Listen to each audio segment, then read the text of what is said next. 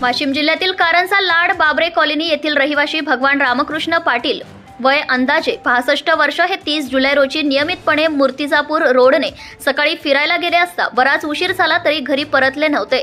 तेव्हापासून घरच्यांनी शोधाशोध चालूच होती। आज दुपारी 1:30 वाजता सावरकर चौकातील घुडे बंधू यांच्या वाडीतील विहिरीत एका इसमाचा मृतदेह वाडीत काम करणाऱ्या मजुराला तरंगताना आढळून आला। लगेच माहिती मिळताच कारंजा शहराचे पोलिसांसह नातेवाईक घटनास्थळावर पोहोचले असता परिवारातील सदस्यांना दाखवण्यात आला, तेव्हा ओळख पटल्याने हा मृतदेह भगवान पाटील यांचाच असल्याचं निष्पन्न झालंय। मृतदेह हा पूर्णपणे कुजलेल्या अवस्थेत असल्यामुळे बाहेर काढणे शक्य नव्हते।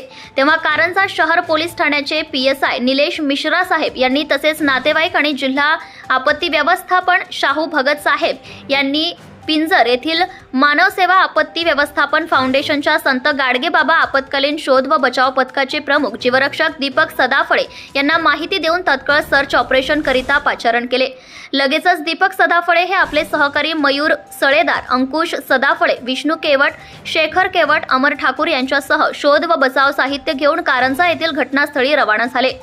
सीन ट्रेस केला असता बॉडी कुजलेल्या अवस्थेत असल्यामुळे बाहेर काढणे कठीण झाले होते। तरी सुद्धा कल्पकतेतून कसोशीने आज सायंकाळी 6 वाजता 2 ऑगस्ट रोजी 20 मिनिटातच 35 फूट खोल पाण्यातून मृतदेह शोधून बाहेर काढून दिला आहे।